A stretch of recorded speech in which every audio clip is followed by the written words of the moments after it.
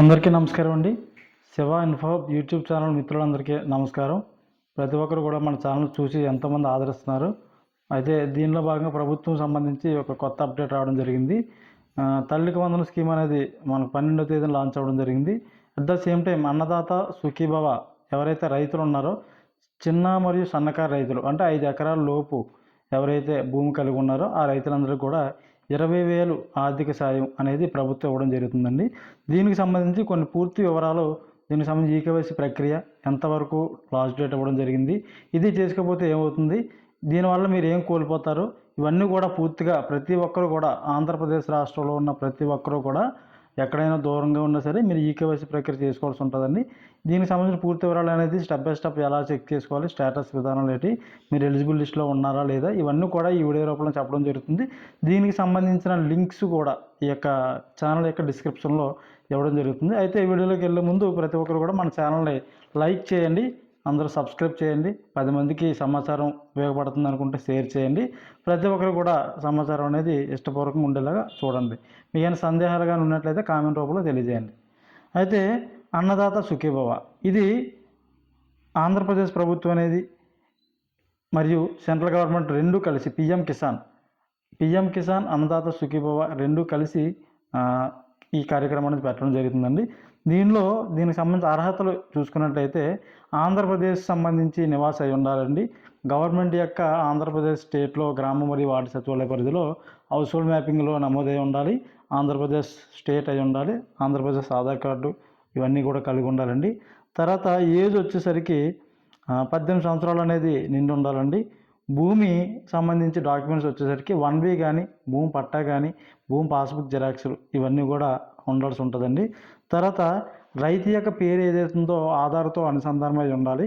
Aadhaar card మరి ఈ 1Bకి ఈ పాస్బుక్ వీటికి కూడా ఆధార్ కార్డు అనేది అనుసంధానమై ఉండాలి.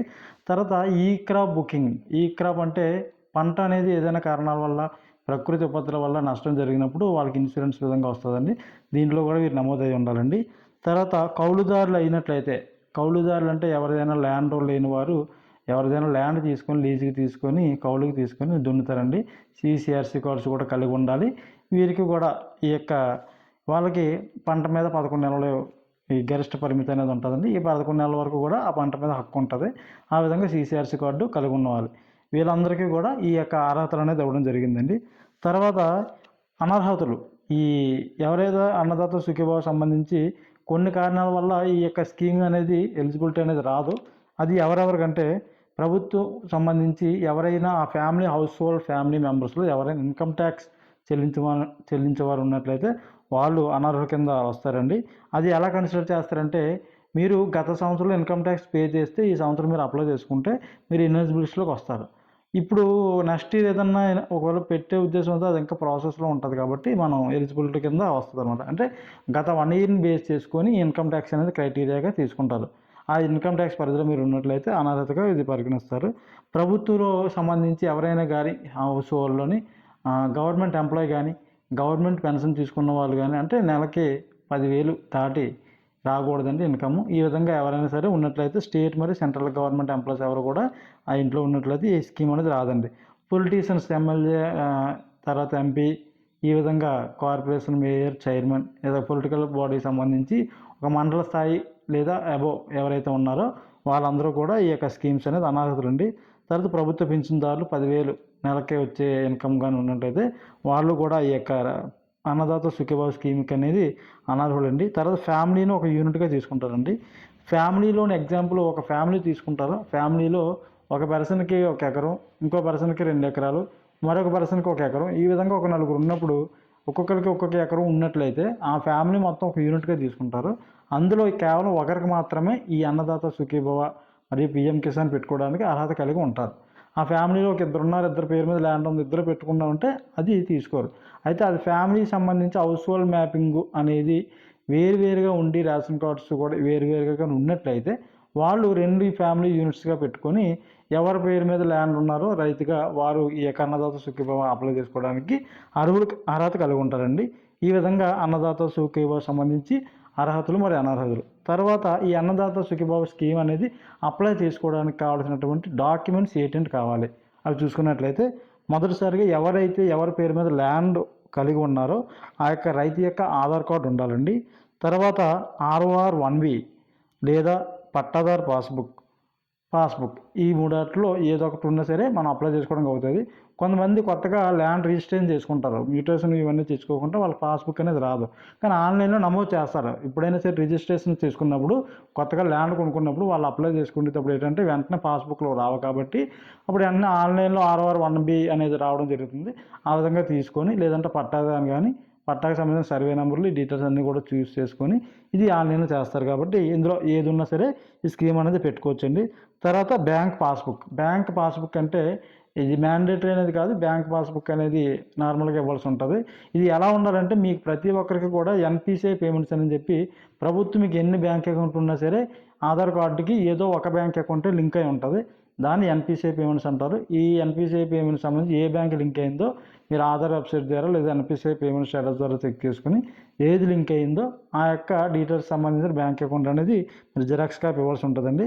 తర్వాత ఫార్మర్ ఎవరైతే రన్నింగ్లో ఉన్నటువంటి మొబైల్ నెంబర్ అనేది ఇవ్వాల్సి ఉంటుందండి. తర్వాత సర్వే నెంబర్స్ ఇదన్నీ కూడా ROR1B పట్టాదారు పాస్బుక్లో ఉంటుందండి, ఆ సర్వే నెంబర్స్ ఇవ్వాల్సి ఉంటుంది.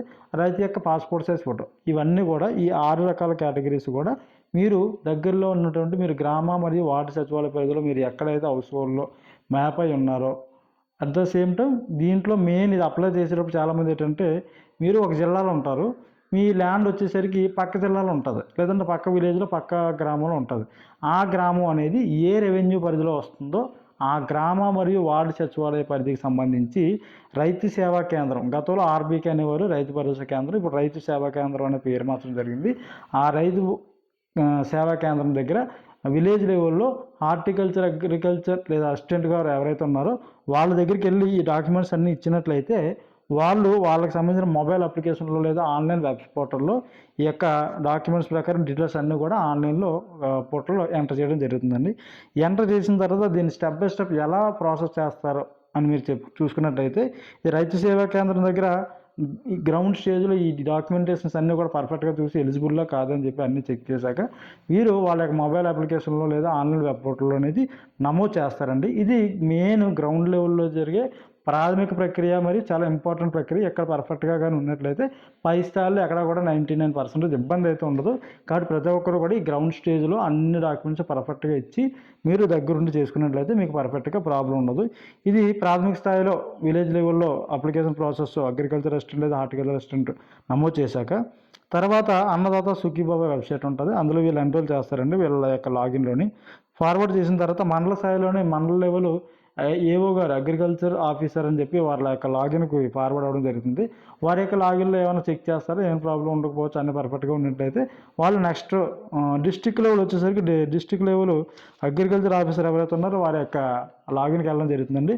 వాళ్ళు అప్రూవల్ ఇచ్చిన తర్వాత ఫైనల్గా అది ఎలిజిబుల్ లిస్ట్ అయితే ఎలిజిబుల్, ఏదైనా కారణాలు ఉన్నట్లయితే ఇన్ఎలిజిబుల్ లిస్ట్ అనేది ఆ యొక్క లిస్టులో అనేది రావడం జరుగుతుందండి. తర్వాత అన్నదాత సుఖీభావ సంబంధించి మీ యొక్క అప్లికేషన్ పెట్టుకున్నాం కానీ ఏ స్టేజ్లో ఉందో మీకు తెలియదు, ఇలాంటి వారికి కూడా మనం డైరెక్ట్గా అన్నదాత సుఖీభవ సంబంధించి వెబ్ పోర్టల్ ఏదైతే ఉందో అన్నదాత సుఖీభవ .ap.gov.in అనే వెబ్ పోర్టల్ ఆన్ చేస్తామండి. ఆ వెబ్ పోర్టల్లోకి వెళ్ళిన తర్వాత అక్కడ లెఫ్ట్ సైడ్ కార్నర్లో 3 గీతల్లాగా ఉంటుందండి. దాని మీద క్లిక్ చేసిన తర్వాత home, know your status, contact us అని చెప్పి 3 ఆప్షన్ ఉంటుంది. అందులో సెకండ్ ఆప్షన్లో నో యువర్ స్టేటస్ అని ఒక ఆప్షన్ ఉంటుందండి, అది క్లిక్ చేస్తారు. దాని మీద క్లిక్ చేసిన తర్వాత enter your Aadhaar card number or mobile number అని ఆప్షన్ ఇస్తారు. మీకు సంబంధించి ఆధార్ నెంబర్ రైతు ఎవరైతే ఉన్నారో వారి యొక్క ఆధార్ నెంబర్ కానీ దానికి లింక్ అయి ఉన్నటువంటి మీరు ఆల్రెడీ ఫోన్ నెంబర్ గతంలో ఇచ్చుంటారు కాబట్టి ప్రాథమిక స్థాయిలో వారి యొక్క ఫోన్ నెంబర్ కానీ ఎంటర్ చేసిన తర్వాత పక్కనే ఎంటర్ క్యాప్చా అని చెప్పి వస్తుంది, అది ABCDలు మరియు అక్షరాలు అంకెలు కలిపి వస్తుంది, అది క్లిక్ చేస్తారండి. తర్వాత పక్కన సెర్చ్ అనే ఆప్షన్ ఉంటుంది, అది క్లిక్ చేసిన తర్వాత అందులో డీటెయిల్స్ అన్నీ ఓపెన్ అవుతాయి. ఎవరైతే నమోదు చేశారో ఆ నమోదు చేసిన తర్వాత అందులో డీటెయిల్స్ ఆధార్ నెంబర్ వస్తుంది, నేమ్ ఎవరైతే పేరు ఉందో పేరు, వారి యొక్క father name, district, mandal, village ఇవన్నీ కూడా వస్తాయి. తర్వాత రిమార్క్ వచ్చేసరికి ఇది అప్రూవ్ అయిందా రిజెక్ట్ అయిందా ఏ స్థాయిలో ఉందా అని చెప్పి వస్తుంది. తర్వాత ఫైనల్గా స్టేటస్ అనే ఆప్షన్లో అది విలేజ్ లెవెల్ అగ్రికల్చర్ అసిస్టెంట్ లెవెల్లో ఉందా, తర్వాత మండల స్థాయిలో AO గారు లాగిన్ అగ్రికల్చర్ ఆఫీసర్ గారు లాగిన్ ఉందా, డిస్టిక్ లెవెల్లో వెరిఫైడ్ అయ్యిందా, లేదా వెరిఫైడ్ కాలేదా అనేది కూడా ఈ యొక్క స్టేటస్లో మీకు పూర్తిగా తెలుస్తుంది. దీనికి సంబంధించిన లింక్ కూడా మీ యొక్క డిస్క్రిప్షన్లో పెట్టడం జరుగుతుంది, ప్రతి ఒక్కరు చూడండి. తర్వాత ఈ స్కీమ్ అనేది మెయిన్ ఏ ఉద్దేశంతో వస్తుంది ప్రభుత్వం, ఇది రైతులకి ఏ విధంగా ఉపయోగపడుతుంది, రైతులకి ఆర్థికపరమైన ఇబ్బందులు లేకుండా ప్రతి చిన్నదానికి నష్టాలు వచ్చినా సరే ఇబ్బందులు పడకుండా ఈ రైతులు అనేది వ్యవసాయం చేస్తున్న ఉద్దేశంతో ఈ యొక్క ఆర్థిక నష్టాలని భర్తీ చేయడం కోసం అమౌంట్ అనేది అవసరానికి ఇవ్వడం జరుగుతుందండి. తర్వాత ఎవరైతే అర్హులు ఉన్నారో ఈ యొక్క పెట్టుబడి సాయం అనేది పెట్టుబడి పెట్టేటప్పుడు అప్పులకు లోన్ కాకుండా ఈ యొక్క అమౌంట్ అనేది మళ్ళీ పంట కోసం పెట్టుకోవడానికి ఇవ్వడం జరుగుతుందండి.